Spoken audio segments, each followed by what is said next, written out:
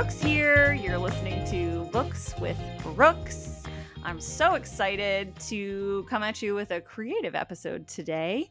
I am going to be speaking with 3 of our Books with Brooks members about books that they haven't read, but they feel like they should have read, or that for me, that translates into like sort of a guilty to be read list. Like books that I feel like embarrassed that I haven't read a little bit, or like a little bit ashamed that I haven't read. And I think maybe that feeling is just me, because some of the people I've talked to have not agreed, and don't think I should feel ashamed, which is great. But I feel like everyone kind of has, we all have like a few books on our list that we're like, man, I really should read that, and I don't know why I haven't, and I missed it somehow in school, or whatever the reason is, or like I just couldn't get into it and I just never have picked it up, or I've owned it for years. It's on my nightstand, and for some reason every time I pick up a book, it's just not that book. And for me, those books get heavier and heavier as time passes and I continue to not read them. So that's what we'll be talking about. And I hope that you all can relate, and that you similarly have books that you feel like you should read but you haven't read. And maybe this will inspire you to pick them up, or maybe not. And I think both things is really fine. There's so many books. There's only so much time. We can't get to all of them. It's impossible. Especially, if you like, and I think I do, and I think a lot of book club members do, like reading sort of the latest releases and keeping up with the hit fiction. And there's so much. I mean, there's just a massive volume coming out every year, and it's hard enough just to keep up with those books, let alone go back and try to catch books that, were published before you were alive, or were published years and years ago, or whatever the case may be. So we're going to talk in this episode about some series that we haven't read, about some classics that we haven't read, about some true literature that we haven't read. It's a wide range of books, and maybe you'll hear some that you also haven't read, or maybe you have read them and you can tell us what they're like so that we don't have to read them. No, I'm just kidding. We should probably read them.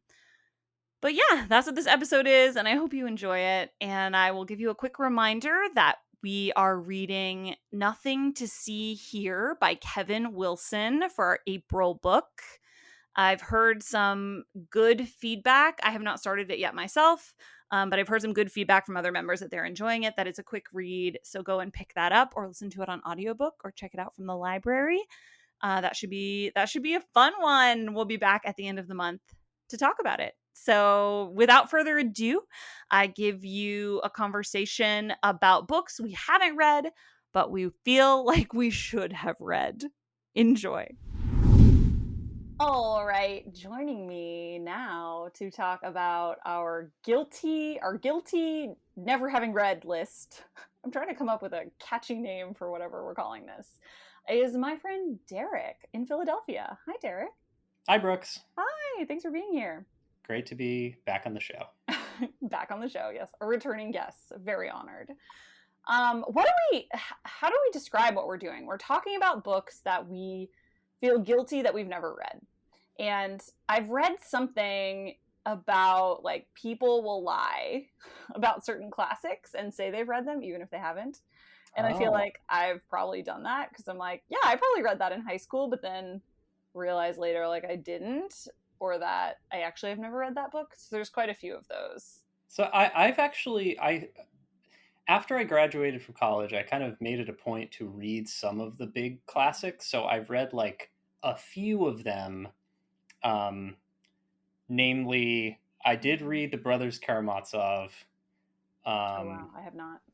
And I read Infinite Jest. I haven't read that either. Which I think probably figures pretty highly on any list like this, although, that's a big topic. I know. I also feel like I'm realizing this is about to make me look so bad as a book club host when I'm admitting all the books I haven't read. No, it's real. Everybody is done. There's so many books. You can't read them all. Yeah. Okay, so if you were to rank, Derek, like, tell me your number one, like, the book that you feel guilty that you haven't read, and why. Number one. I don't know if there's any book that I really feel guilty about having not read. Like, the ones on my list are like big classics, Moby Dick, which I started and did not finish. Sure. Um, Yeah, that seems right. I mean, the thing too with the classics is that they're sometimes really hard to get through. Like, they're dense and the language is strange and they use different plot devices than we're used to as modern readers, and like sometimes they're hard to read. yeah, I guess a lot of the time I have a different experience where like the book that's supposed to be really difficult ends up actually being very entertaining. Hmm. I haven't read War and Peace. That's another one on my list. I just have very long books on my list. Yeah, they're really long ones. Well, I do feel proud that I read David Copperfield in like 6th grade. And I remember even thinking at the time, like, well, never have to do that again. I have never read any Dickens. Really? Like, yeah. So I Even guess that even like A Christmas Carol? I guess I probably read that at some Yeah, point. at some point. I feel like that one's short, anyways. So I put War and Peace on my list because my friend actually says I don't think he does this anymore, but he said he read it once every year, Whoa. and I was like, really? But I did read Anna Karenina a couple years ago. Yeah, I read Anna Karenina a few years ago too, which was interesting. I mean, that's the thing with those long books, I think, and I think this applies to Infinite Jest as well. They are very long. They're sort of difficult to get through because of how big they are. But Hmm. when I'm reading them, I don't have a hard time. Like they're very entertaining. I think, like especially Tolstoy. He's got such great little. His language is great. I mean, I'm not. I sound dumb. Tolstoy. He wrote good. You guys will never believe it. So Try it for like yourself. yeah, so I expect that I would enjoy War and Peace if I could actually like sit down and read it, but I don't have a long bus commute anymore, which is incidentally how I read all these long books. And it was Yeah, no, that's super real. I have really struggled in the pandemic to get like to sit down and read. I've been doing way more audiobooks than I ever have in my whole life mm-hmm. because I can do them while I'm like doing dishes or like folding laundry or going for a walk or whatever, and like fit it into my day as opposed to like doing it as an activity. Yeah, yeah. I think what's not on my list I'm realizing now are sort of like popular books that I haven't read. Like I've never read a John Grisham book. Whoa, really? Yeah, I kind of want to. We did a John Grisham for book club. Now I can't remember what book it was, but we did. Oh, it was The Firm. Oh, you read The Firm? I should have Hmm. joined for that one. Yeah, we read The Firm, I think last fall, so it's been about a year. It was really interesting. It was not my favorite book by a long shot. But yeah, I mean, John Grisham is so well. That's something we've actually been kind of doing in book club is like trying authors that are icons for whatever reason. Like we just did Harlan Coben last month, who is someone I'd never read before. Like there are so many authors who have these insane book lists that who have like established a genre. I mean, Stephen King, we did. I Like, love Stephen King. I've read a lot yeah, of I got Stephen really into him. It was great. But it's not something like I feel like if you weren't it's almost like if you didn't grow up reading that author, then it's hard to just pick them up. Yeah, because they have so much material, and like Yeah, it's not like I feel guilty about not having read John Grisham. right, right. I guess when you phrase it as a guilty, whatever. What did you say? Yeah, Guilty I think not I said not guilty. I know read. I keep trying to figure out how to describe this because it's like that it's your to be read list, but it's more than that because it's like books you like really feel strongly you should read for some reason or another, but there's like something keeping you from doing it. Yeah, yeah. I Like think that. the big ones for me are actually the big postmodern novels because I read Infinite Jest, right? And Hmm. I think people talk about Infinite Jest and also Gravity's Rainbow by Pynchon Mm. and Underworld by Don DeLillo, and they're these enormous, convoluted, non-linear structure type books that people who read them say they're really good, and I really like Infinite Jest, but I cannot see myself tackling Gravity's Rainbow. Although I did read one of Pynchon's newer novels, Inherent Vice, which they made into a movie, and that was a very entertaining book. I haven't read literally any of those, so Yeah. whoops. Yeah, I don't know how I think I got it into my head that those were like important books that you're supposed to read. Maybe it's because they're like in the best of the 20th century lists or something. Yeah. Oh, yeah. Maybe we should just pull up one of those lists and like run through it because I bet there's so many. One of mine that I really do want to read, and I actually own it, and I just for some reason, I just every time it comes to pick a new book, I'm like, nah. Which is The Poisonwood Bible by Barbara Kingsolver. I don't know any of those words. Okay. Well, it's supposed to be fantastic. And I've read some other Barbara Kingsolver that was great. And it's a classic. In fact, I had a friend text me the other day that she's reading it. And I was like, ah, crap. I really have no excuse. I need to pick it up. But for some reason, it's like these books just like are daunting to me. You know, a book that I don't think I ever finished, which I don't know if I've ever admitted this because it's my brother's favorite book, is Catch 22. I think I started it and was like, Oh I yes, hate Brooks. it. Brooks, we're in the same boat. I Okay, also really? never finished it, and I read like half of it, and I was like, this is so funny, but it's a series of vignettes that don't Yeah. seem to really connect. So I was able to just put it down and never pick it up again. Yes, I did the exact same thing, and I just felt like I didn't connect. I was like really not connecting with any of the characters. Yeah. And Well, I that like book, that's a book my brother reads like every year, and I don't think I've ever told him I've never finished it. Oh. that's an interesting book because it's very different from most literature, I think, in that like I don't know. Okay, this is just my opinion here, but I feel like Catch 22 is like the whole point of it is to have this sort of extremely cynical perspective about the world. Right, Like, right. and it's like the whole thing is drenched in cynicism and irony, and there's like basically no character development, and everything is like these absurdist comedy sketches almost, Yeah, which is fun to read, but also like not, it doesn't make me want to keep reading. right. Not at all. Okay, do you know a book that I feel like is on my list, but then I'm like, no, no, I read that. Phew, is Cormac McCarthy's The Road. I read that in like one night. I really like that book. Did you? I did not like it, but I did read it, and I feel good about that. But I will put on my list Cormac McCarthy's Blood Meridian, which I tried to read, Oh yeah. which is just too. I don't know. I have. It's actually like thinking about it now. Like the only thing I remember is sort of an image of a Western scene with a campfire and like people being murdered, which I think is the whole book. But I don't know. I didn't read it either. Have you ever read Crime and Punishment? no.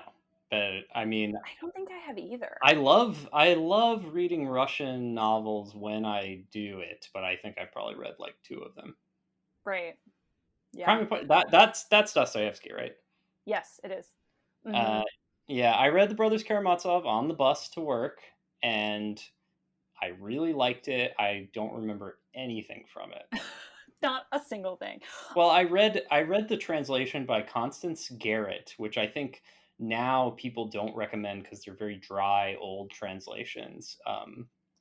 And Oh, I remember interesting. it. I never thought about that, how the translation's gonna like heavily impact your reading experience. Yeah, so it would be interesting to know which translation of Anna Karenina you read because the Pevere and somebody else translation is like the new one that people seem to like more, and that's what I read. Oh, interesting. But I don't even know how to find that out. I didn't even get that feeling though from reading the dry version of Brothers Karamazov. I liked it at the time. I Oh. don't know. I think I had a lot of patience at the time or something. I've never read The Call of the Wild by Jack London. I definitely have not read that.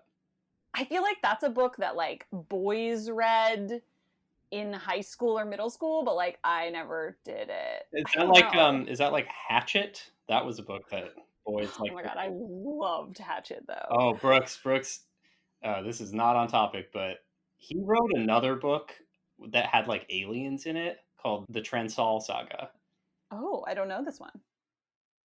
Oh God, it was my favorite book as a kid. I read it 1,000 times. Like Really? it was so good. It was like time travel, like, and it was exactly like Hatchet, except he's surviving in like a weird alien world. Oh, yeah, that sounds really good. Wait, it is not good, I should say. Like, if you read it now, you But will when you not were a like it, child, but it's of good course. young adult fiction.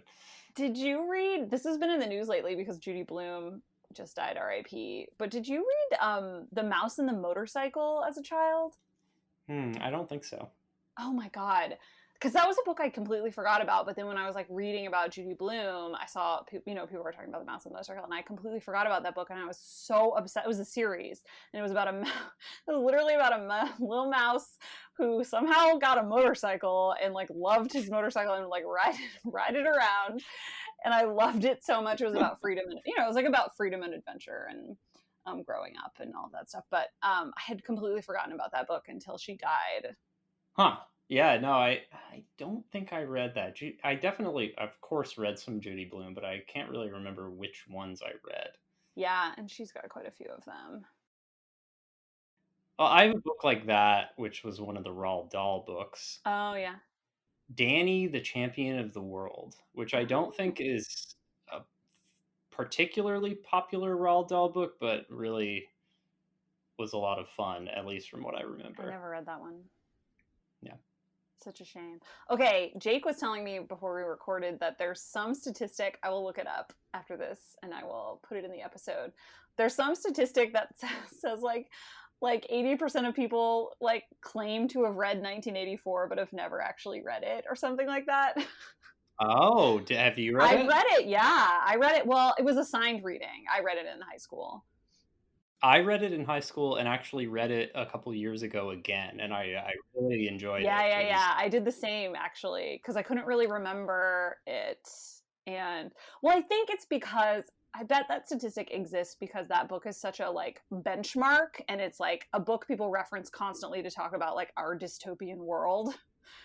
right. Yeah, yeah. You want to like remind yourself of what was actually in the book. Yeah, but I feel like it's easy for like it's so well known like what it's about that people can just sort of quote it and reference it without ever having actually read the book.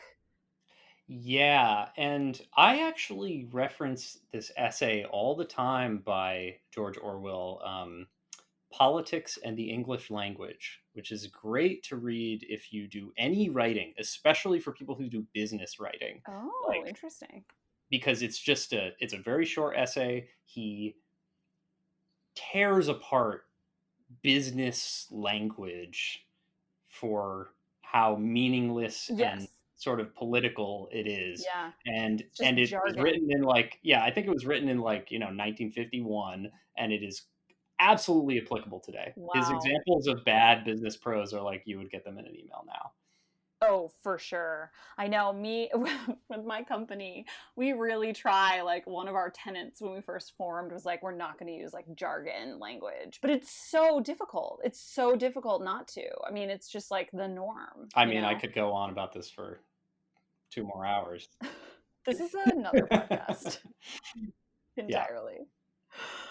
Oh, yeah. Well, these were some really great ones, Derek. Which one are there any that we've talked about that you're like now inspired to go pick up and read? The Firm. The Firm. You should read it. It's I'm gonna very do it. quick. You can blast through it. Yeah, that sounds like what I need. I haven't read something in a while. I think actually, just to throw one last thing in there, I had been reading Another Country by James Baldwin, Oh, which interesting. is really lovely. I mean, he's fantastic, but I just sort of put it down and haven't picked it back up again. And I feel like I need a stupid pulp novel. Yeah, to really warm your brain up. Yeah. Really just get it going. No, you do need that sometimes, like a little, like a reset book or something. Yeah.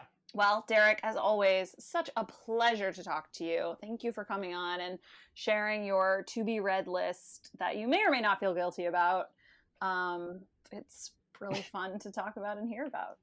Thanks for having me. Thanks, Derek. Bye. Coming up after the break, we'll hear from my friend Nick, who has a couple books on his list that you might recognize.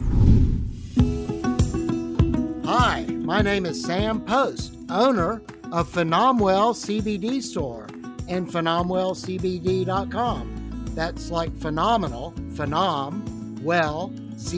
CBD.com. Tune in where we talk with experts about how the amazing hemp plant can make a difference for people's health and well-being from the Press Play Podcast Network. Okay, next up we have my friend Nick. Hi, Nick. Hey, Brooks. Hi, thanks for coming on to talk about books you haven't read, but maybe you wish you've read them. Thanks for having me. Always a pleasure. Always a pleasure. I keep struggling to describe what we're doing. I said when I talked to Derek, I said books you feel guilty that you haven't read. And he didn't like that. He was like, well, I don't feel guilty. And I was like, okay, maybe you don't feel guilty, but you wish you had read them. But you know what I mean? It's that list of books that you feel like you should read, but for some reason you've never read them. And maybe it's daunting to you for some reason. Totally. We all have those, right? It's not just absolutely. Okay, good. Well, give me your number one. Is there one book that really stands out to you that's you wish you'd read it, but you haven't read it and you can't read it? So I don't know about can't read it, but haven't read it. So when you asked me this question, the very first thing that popped into my mind was Pride and Prejudice. Oh, you've never read it? No, I never have. I've interpreted this a little bit like your friend Derek. So I was kind of going through my head of all the classic great novels that I've never read. And Jane Austen is just one of the authors that I have never had the pleasure of reading before. I feel like Pride and Prejudice, it's a classic novel, but pretty much everyone's read it. Even if you never read it in high school, it's just still so culturally relevant that a lot of people still check it out at the library and dig into it. So I've seen Pride and Prejudice, the movie. I saw Emma. I've seen Sense and Sensibility. So I'm familiar with Jane Austen, but I have never actually read her, I'm embarrassed to say. Yeah. Well, I feel that. I actually think, it's possible that I read it in high school. I think I did. But I will admit something embarrassing, which is that when this must have been 2011. It was when Kindles were really hot. Or no, I didn't even have a Kindle. I had a Nook, which was Barnes and Noble's Kindle, right? Wow. Okay, so I would read my Nook I had a long bus ride then. I lived way up on the north side. And there were all these free Nook books. And I downloaded one of them and it was called Pride and Prejudice and Zombies. And it was it was exactly the plot of Pride and Prejudice, except also there were zombies and they were fighting zombies. Wow. And so I read that, but then I couldn't remember Pride and Prejudice well enough to understand where the differences were. I mean, obviously the zombies, but then I had to go back and read Pride and Prejudice again because I had read Pride and Prejudice and Zombie anyways. Well, I think that fits nicely into my point because even though Pride and Prejudice was written 200 years ago, it still obviously has a big effect on people if they are reinterpreting it and reimagining it into new works like Pride and Prejudice and Zombies. So yes. Yeah, so it's withstood the test of time. It certainly has. And also, I recently watched the movie because TikTok has been all about Pride and Prejudice. Wow, I am a little bit. And it made me want to watch it. That's hilarious. I am not on TikTok. I feel like the only one not on TikTok, but you'll have to. Good for you. You have a lot more time. You have a lot more time to do important things than I have now. Well, if you see a good Jane Austen TikTok, send it my way. I will. They talk a lot about Mr. Darcy's hand. There's that scene where he touches her hand and then he walks away and he flexes his hand and it's it's very ooh, Yeah. That scene is iconic. Wow. On TikTok. Funny. Yeah, but Pride and Prejudice is a really good one. So why do you think you haven't read it? So I was thinking back to high school, and in sophomore English class, our English teacher put it to a vote, and we either got to read Pride and Prejudice, or the other choice was A Tale of Two Cities, Charles Dickens. And so our class voted for A Tale of Two Cities, and which is an awesome book. I loved that book. But since that time, I just never read it, and I was not an English lit major, so I never encountered it in college. And I don't know, about 5 years ago, I went through this phase where I would try to read a classic novel for every 5 contemporary lit books. And so I made it through Jane Eyre in 1984 and some of the other great ones that I just had never read. And I, for some reason, didn't continue that project long enough to get to Pride and Prejudice. Well, that is a worthwhile project. I feel like a lot of those older books, and we read one in book club. This might have been before you joined. We read a book called So Big. I was there. It won the Pulitzer. Yeah. Oh, were you there for Yeah. that? Edna Ferber. Yes. Okay, it was not a popular choice. We didn't have a big turnout that month. And it was really a struggle. This book was set in Chicago. It was about a like female heroine, like protagonist who was a very strong character. Like there were many things about it that I really, really enjoyed, but it just was a slog with the language. And you know, they spoke differently, but not only that, they told stories differently, and there's different plot devices, and like it's slower. And anyway, it just, like, those classic books are so important to read, and obviously they are enjoyable and they're beautiful, but they're also so different, they can be hard. I agree with that. And I think maybe one of the reasons why Jane Austen is still so widely read is because people are drawn to kind of the witty banter. Like I said, I've never read it, but I've seen the movies. I've read passages, but it's kind of like in that vein of like Downton Abbey and now Bridgerton, and you have that kind of like 19th century kind of cheeky, kind of, I don't know, witty banter that people still enjoy. It's still kind of funny, even though it's really old. Yeah, for sure. Although Bridgerton, I mean, some of those readaptations really trash the joint up. Like it's really like smutty now. Yeah. And I mean, I like it, but you know, they wouldn't have done any of those things back then, I assume. Probably not. Okay, Pride and Prejudice is a really good one. Do you have any others on your list? What else you got? So the only other one that I could think of, which is kind of along the same lines, is Great Expectations. I feel like that's another one that so many people read in high school, and it's one of Dickens's shorter books, I know, so it's a little bit more approachable. But yeah, that's another one where I feel like my education is not complete because I have not read it. I actually don't think I've read it either. Now that we're talking about it, Dickens came up. Yeah, I don't think I've read it. I mean, it is hard to say with some of the classics because it's possible that you did read them in high school, or that you read parts of them, or that it was like a part of, you know what I mean? But it feels so different. Like reading a book so you can do a book report on it in 8th grade is like not the same as reading a book. I don't know. I don't feel like I retained stuff the same way or something. Right. And if you read it so long ago, you probably don't remember it that way. Right. I'm sure if I reread, say, like Great Gatsby or something that I read in high school, I would see it in a totally different way as an adult than as a teenager. Oh, definitely. I feel like, Great Gatsby especially, like that guy was an asshole. I don't think I would like him if I read it again now as like an adult woman. But before, you know, when you read it when you're a kid, it's just like very glittery and like rich people and like, I don't know. Very cinematic in a way, right? Yes, for sure. Did you watch the Baz Luhrmann remake of The Great Gatsby with Leo? I did. It was terrible. I'm sorry. Yeah, I'm just not Moulin Rouge was fine, but some of his other movies, like that Australia movie with Nicole Kidman, not really my thing. Yeah. And they're always like 3 hours long somehow. I'm like, The Great Gatsby isn't even that long of a book. What are you doing? Right. And I just read he's got a new one coming out soon about something with Elvis impersonators. So I don't know what to expect for that one. Oh, man. Wait, Nick, this is off topic, but have you watched all the Oscar films yet? I have not actually.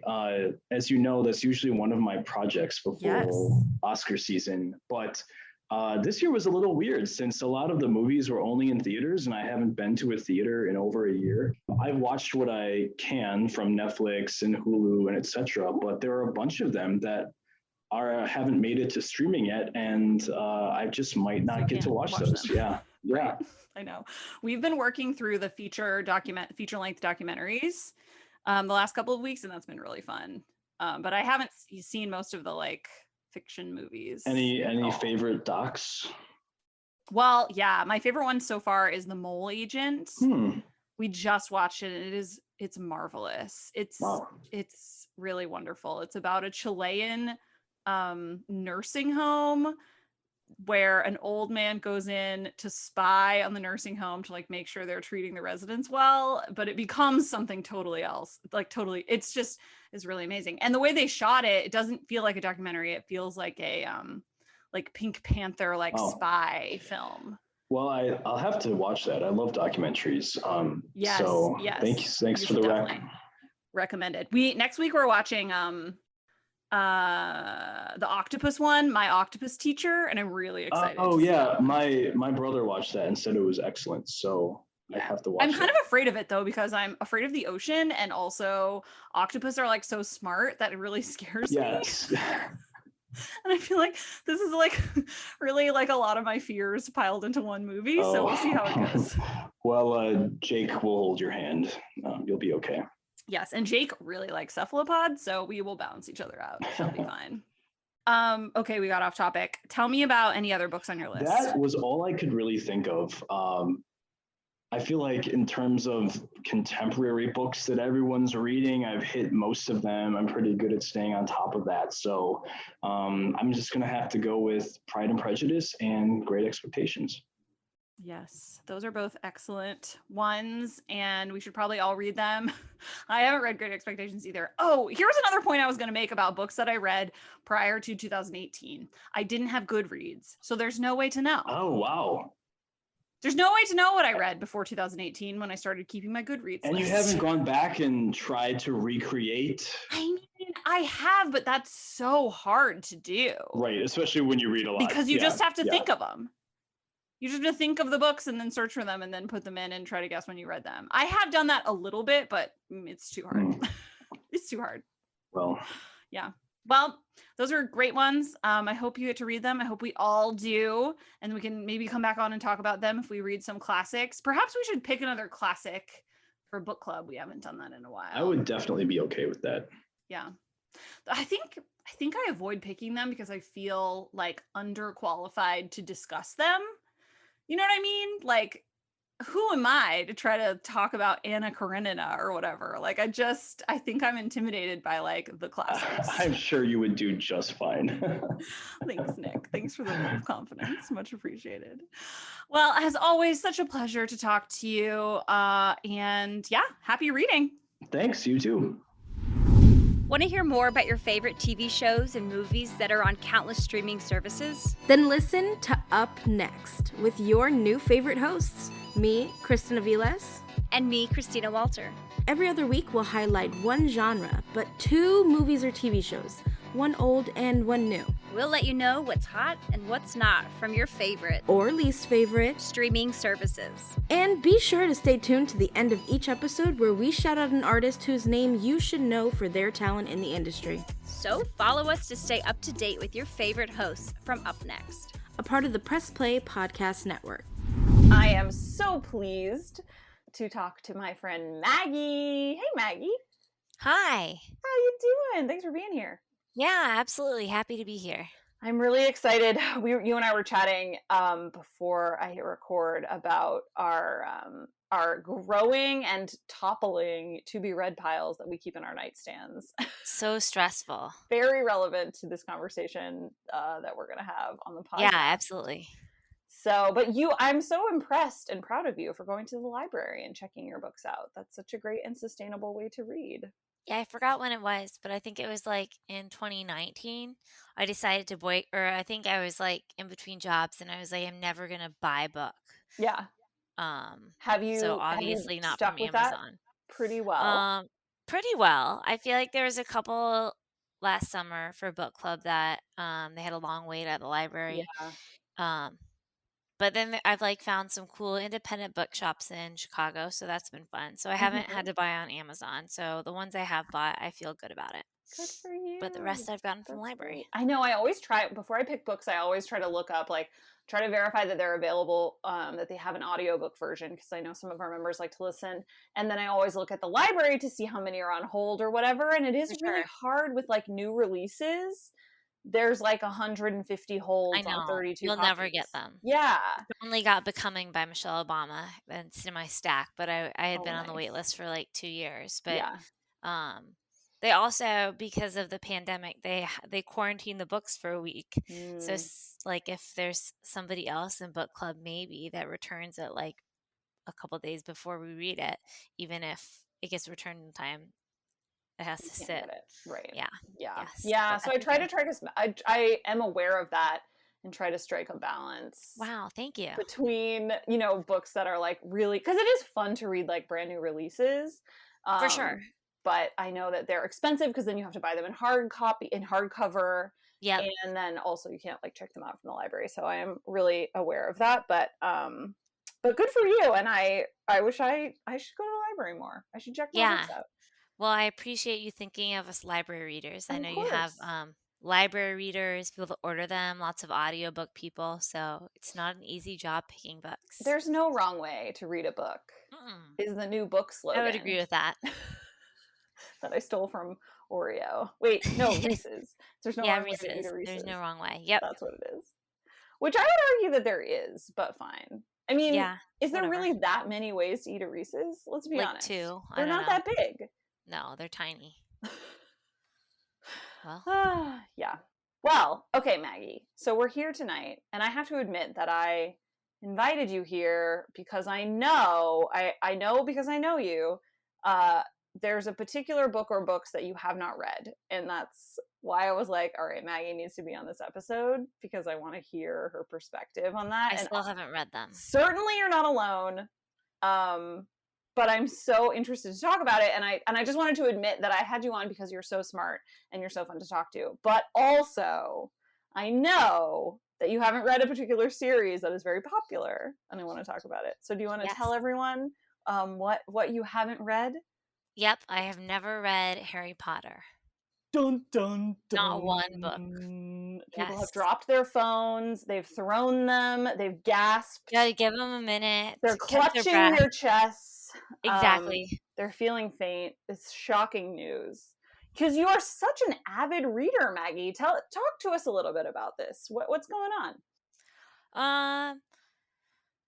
So I guess I just like never got on the bandwagon, and then I felt like I'm definitely not against it. I know that there's like a camp when it first came out that it was like witchcraft and all that. And I never really bought into that. That's not why I boycotted it. Okay. But I wouldn't even say it's a boycott. I just like never got around to it, never jumped on the bandwagon. And you know, I don't feel like it's too late, but like we were just talking about, I just have a lot of other books in my pile to be read. And I'm also worried that like once I read it, I'm going to become obsessed. So like I don't have time for another thing in my life right now. Yeah. No, I absolutely feel that way about many like TV series that people recommend to me.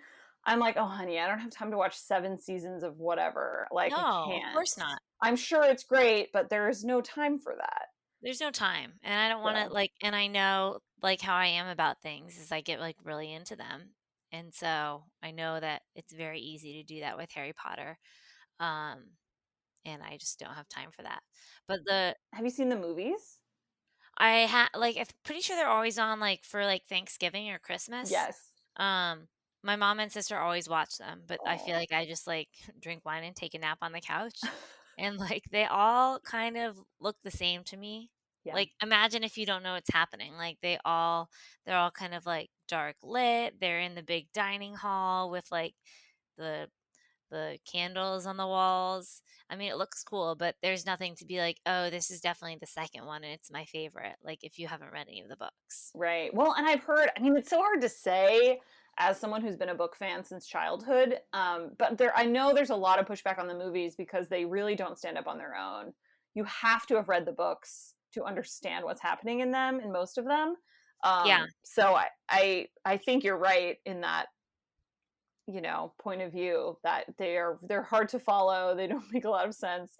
They're not well explained or developed because they're just trying to like rush through the book content as quickly as possible to appease the fans, basically. And I know we've had that conversation like a million times in book club. Like, do you read the movie or read the book before the movie?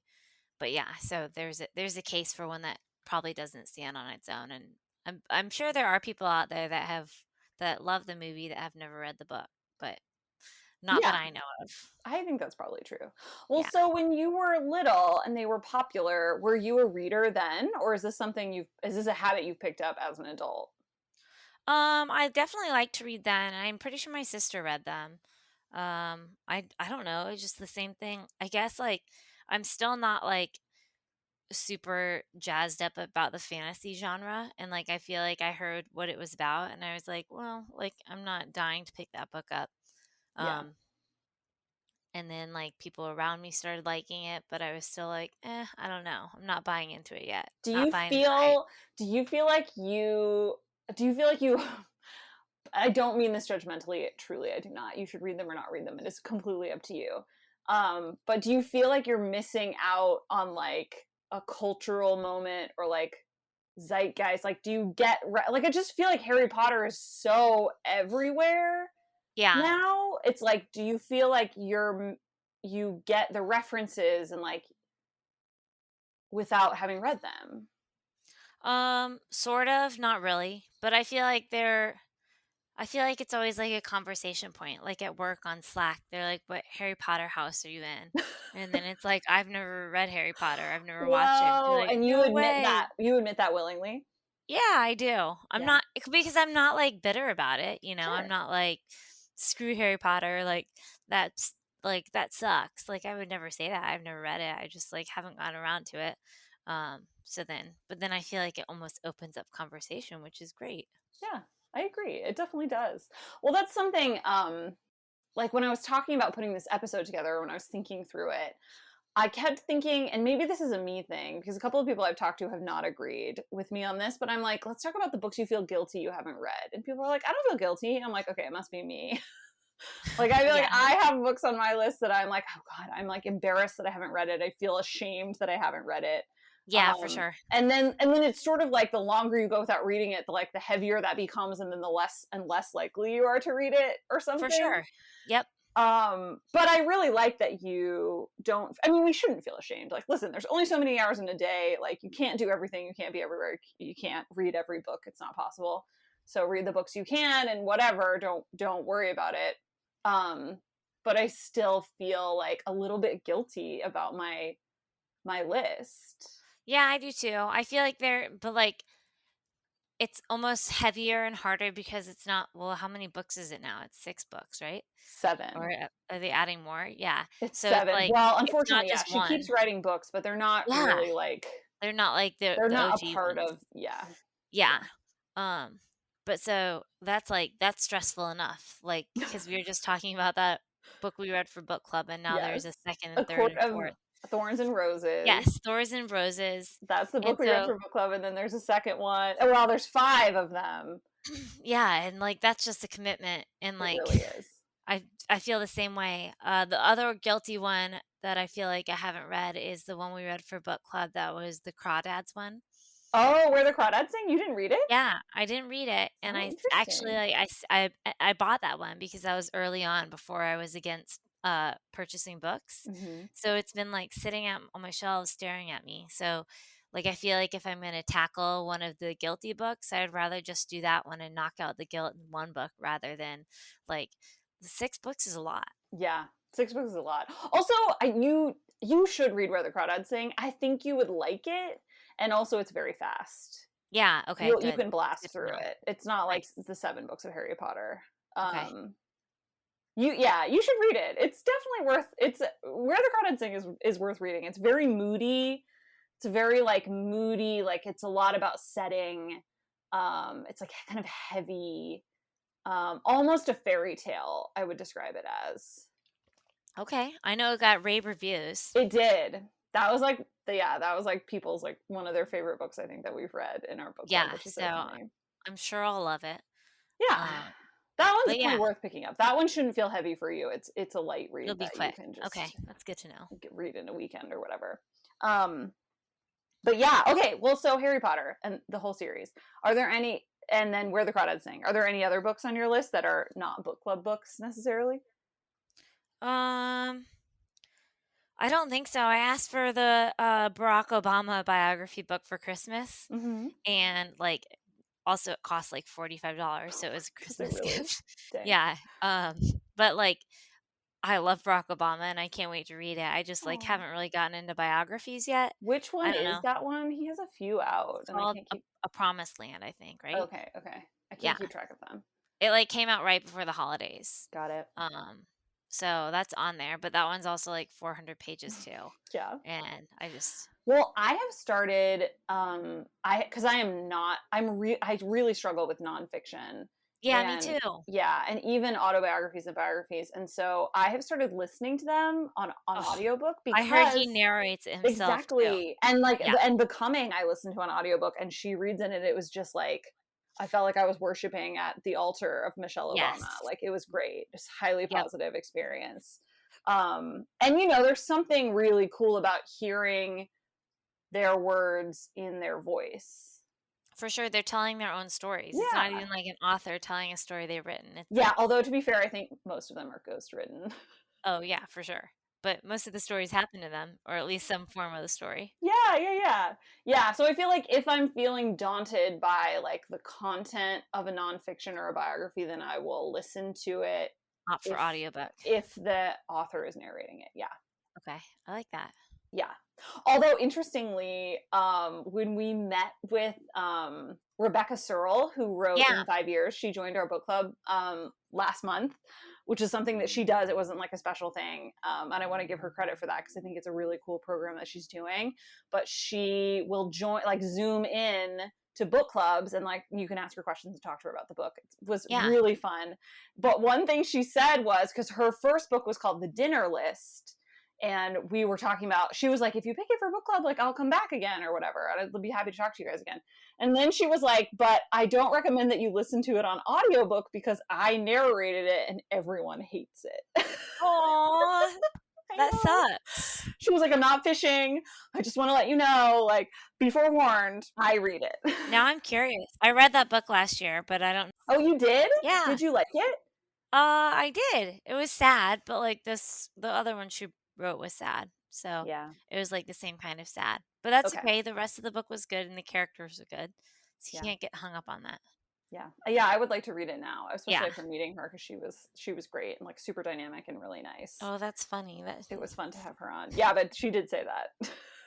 So I guess bad reviews. It's not always a good thing if the author narrates. Yeah, when the author does it. Interesting. Okay. Yeah, but that's one thing you could do. Although if you already got it as a gift, then you're pretty committed to reading. Yeah, for sure. It's also like hardcover. Not that I'm doing much traveling now, but I always like to travel only with paperbacks. Right.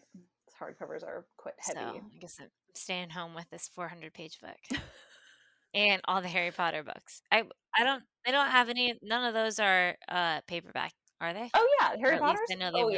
Yeah. They're in paperback. There's a few versions of them now too. In fact, for my cousin's baby shower, we gave her an illustrated edition of, I think it was the first 3 books in like one huge, like, that's coffee table type book, because we thought that would be really fun for like her kid to read eventually. Yeah, they need to be a little older, but they have quite a few versions out now of the Harry Potter books, as you can imagine. But I keep threatening to drive the first book to your house and leave it on your doorstep so that you will pick it up. I know you should. Yeah, I can't wait. But I don't want to pressure you because it is a commitment. Yeah, but I could do the first one. That's the shortest, right? And then the first one's really fast. They all got progressively longer. But I'm afraid that you won't, like, you can't just read the first one and then stop, because the first one is the only one. Well, I guess 1 and 2. I mean, they're kind of kids' books. Like, they really do, like, the content and the language and the length really develops. They mature over time. Yeah. And so the first 2 books, I don't think are representative of what the series is. Yeah. Ultimately. So you kind of have to, I mean, they're still great. They hold up, absolutely, but they are juvenile. Yeah, I would have to commit to all of them. But what I like and what I think is cool about all of the Harry Potter series and any other book with like a fan following, I can't think of any like right now. Maybe like freaking Lord of the Rings or something. Twilight. But yeah, like ones that have a fan following, and then so anytime I finish a book, I have all these questions and I want to hear what other people thought. So I like reading like reviews and blogs or going to book club about it. Yeah. So like I like that there's a lot of stuff out there when you finish it, and many conspiracy theories, podcasts, all the things. All the things. There's truly an endless supply of Harry Potter content should you feel that you need it. Yeah, exactly. After you read. Well, Maggie, thank you so much for sharing and talking about all of this with me. And I hope you don't feel like I was being judgmental that you haven't read the Harry Potter books. Again, read them or don't. You are my friend either way. I respect your decisions. Bring the book over if you feel like it. Okay, I will. I definitely will. Yeah, and I guess I'll see you at book club to talk about our April book, which is called Nothing to See Here by Kevin Wilson. Yep, read some pages tonight. Looking forward to it. Looking forward to it. Thank you so much, Maggie. Bye-bye. Happy reading. Books with Brooks is produced by Mo Barrow with theme music by Jonathan Allen. Books with Brooks is part of the Press Play Podcast Network, which empowers hosts to create high-quality professional shows that inspire and entertain. If you've been dreaming of hosting your own podcast, we can help. Please email content@pressplaypodcast.com to get started today. Please be sure to subscribe to get the latest episodes wherever you listen to podcasts.